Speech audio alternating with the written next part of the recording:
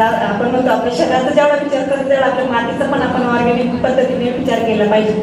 जर माती जर आपली चांगली असेल तर आपल्या जीवनात म्हणजे आपलं शेतीवर जास्त आपल्याला हे करता येईल. तर मी एवढं सांगते की मी एकटी महिला 6 एकर शेती मी एकटी घरगुती पद्धतीने करते. माझ्या कोणताही जेंट्स माणूस वगैरे काही नाही. फवारणी सुद्धा मी स्वतः पंप घेऊन पाठीव करते कारण मला जास्त लय आवड आहे शेतीची. आणि जास्त मी आता 1.5 एकर हळदीचा प्लॉट केलेला आहे. तो पण ऑर्गॅनिक फॉर्ममध्ये उतरले आणि त्या पद्धतीने केलेला आहे. 1.5 एकर हळदीचं मी पीक केलेलं आहे. तर मी पूर्ण ऑर्गॅनिक कस्टमर जोडूनच केले आहे. सातारचे सर मला एक जॉईनिंग आहे आपले याच्या कृषी अधिकारी. ते मला जे शेतीत असे ऑर्गॅनिक कार्बन वगैरे ते करतात पाठवून देतात शेतीसाठी. तर मी तोच प्लॉट ते सरांना काही विचारायचं असेल ते सकाळी फोन करून विचारणार, सर आज हे करायचंय मला, तुम्ही काय त्याच्यासाठी करणार. सर मला सांगणार की ऑर्गॅनिक पद्धतीने सगळं आपले प्रोडक्ट आहे ना तेच मी यूज करते. मी कोणतंही फर्टिलायझर किंवा रासायनिक आपल्या शेतीला देतच नाही. प्युअर म्हणजे असं आता मी भिनुगाच्या क्षेत्रामध्ये नाही का मी भिनुग क्षेत्रात मी शेंगा पिकवल्या. पूर्ण कोणत्याही केमिकलची फवारणी न करता मी भिनुग पिकावरती इतका जबरदस्त रिझल्ट घेतला आहे. एकाच भिनुगाच्या शेंगाला नाही का 80 शेंगा होत्या. इतका जबरदस्त रिझल्ट छान आलेला आहे.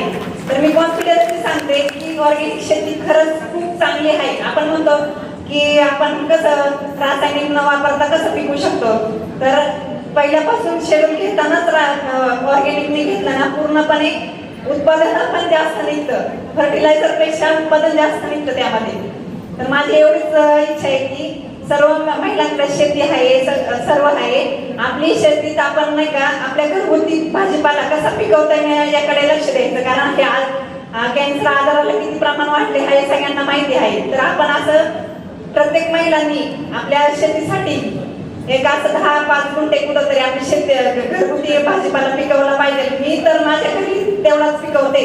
मी काही आपल्या भाजीत म्हणजे काय म्हणतात मार्केटमधली कोणतीही भाजी मी विकत आणत नाही किंवा करत पण नाही. माझं सगळं घरी शेड्यूल मी याचं करते ऑर्गॅनिक भाजीचं. थँक्यू मला बोलण्याची संधी दिल्याबद्दल.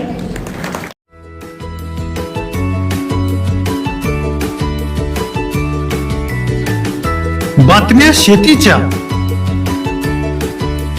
बातम्या मातीच्या, बातम्या अन्यायाच्या, गुन्हेगारीच्या,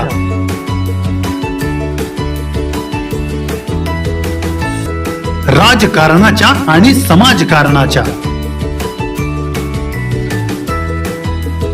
शोषणाविरुद्ध बुलंद आवाज, जनसामान्यांच्या हुंकाराची गाज, सत्कार्याला प्रोत्साहन, दुष्कृत्याला अनुशासन,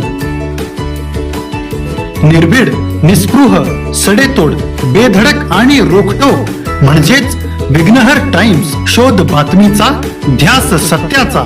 आपलं चॅनल, आपली बातमी.